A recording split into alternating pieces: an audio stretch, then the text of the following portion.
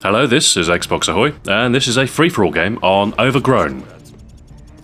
I'm using the striker with the holographic sight, and I'm really adopting, your typical aggressive shotgun rush tactics. So it's very much patrol an area, search and destroy, get close, and kill everything that moves.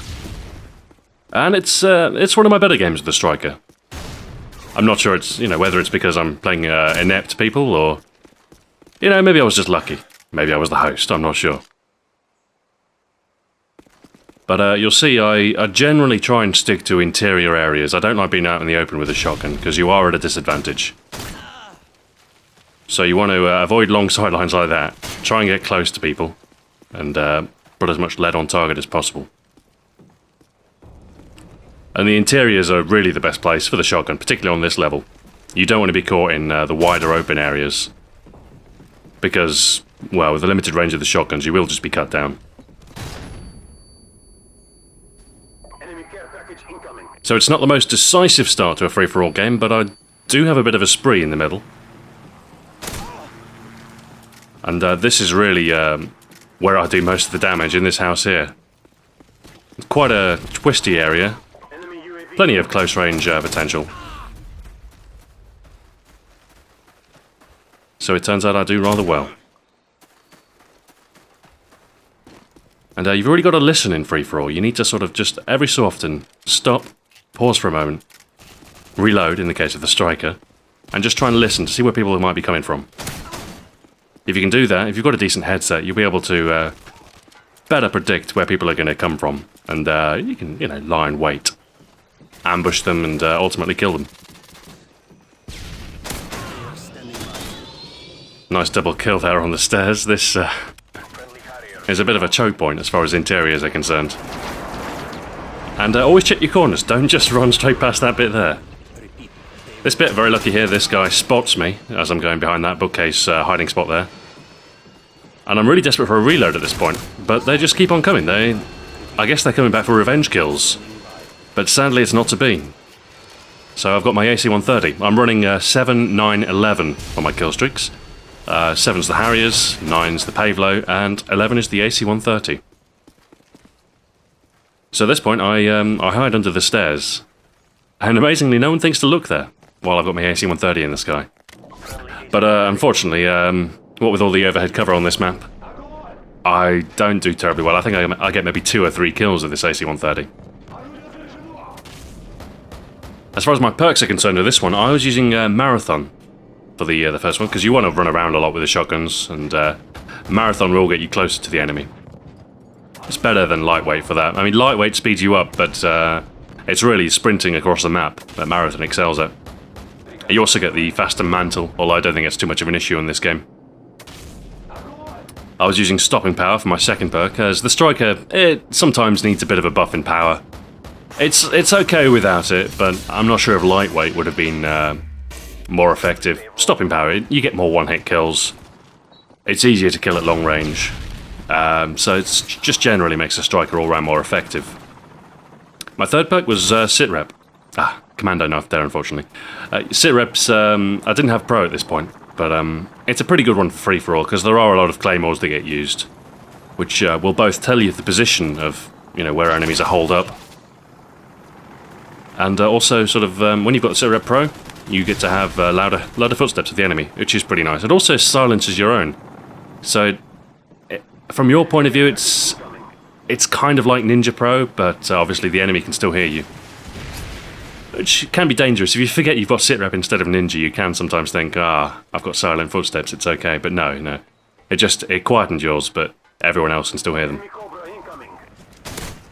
But like I say, it is useful, if only for the ability to spot claymores. So at this point, my kill streaks have ended. I've got my kills. I've got a significant lead, but unfortunately, my sort of ready stream of kills has died off, unfortunately, so I have to go on the hunt. Now this is the dangerous area right here. Across the field, there's quite long sight lines, so you don't necessarily just want to charge in there with a shotgun. So I'm sticking to this left side here, under the bridge, and round by the side of the barn. And again, across the bridge, you don't want to linger there too long, because someone with conventional firearm will just, with their unlimited range, Here, someone camping on the floor. Just that moment's pause. Is that a guy or is that a dead body? Oh well. I think I catch him just as he's throwing a flash grenade, which is lucky for me. But thankfully with the shotguns you don't have to aim too much. You can just spray in their general direction. Now back to the old house, the usual haunt. See if anyone's returned to the scene of the crime, as it were. But no, I think they've learned their lesson. They're not going to come back here. Now here a care package being called in. With the headsets it's actually possible to, if you listen carefully for the flare or the smoke grenade being popped, you can actually pretty much tell exactly where the care package is deployed. But I make a mistake here. I jump in.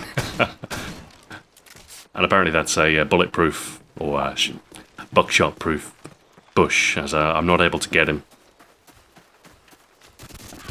And I'd rather rashly rush back in for a revenge kill. But care packages tend to attract a lot of people, especially in free-for-all. Everyone just, like flies they are, they just cluster. So I get a cheeky kill there, and I managed to avoid the stealth bomber, who's miles away. So it's just a question of getting the final few kills and wrapping this game up. I throw a stun there. I spotted another care package being called in, which pretty much reveals the location of an enemy.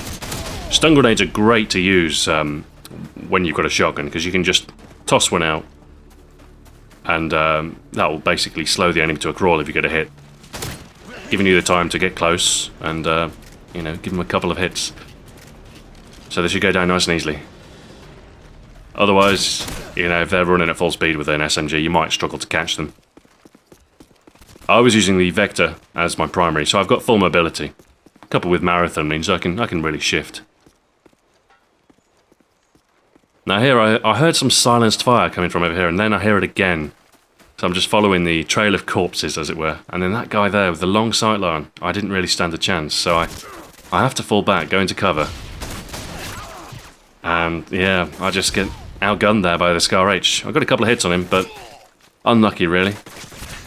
Yeah, throw a stun, and get a cheeky little one-hit kill there. That was lucky again, and he spawns just right there, and he goes down again. I kind of feel sorry for that, you know, people like that when they just spawn, you kill them. Double spray down there, just outside comfortable range, and then unfortunately I get caught on the reload. But this match is almost over. 2 more kills. I think that's it for my deaths. Get a hit with a stun grenade here. I get this guy with his legitimate spinning emblem. I'm sure he got that in a legitimate fashion, and he's not a hacker or a modder. And then for the final kill, pretty straightforward. 2 hits, and down he goes again. I guess he was after a revenge kill. So that's it, final score 30-5. Striker only, pretty much. I did try and use the Vector, I think I got commando knifed well. So yeah, not too bad. Thanks for watching. This has been Xbox Ahoy.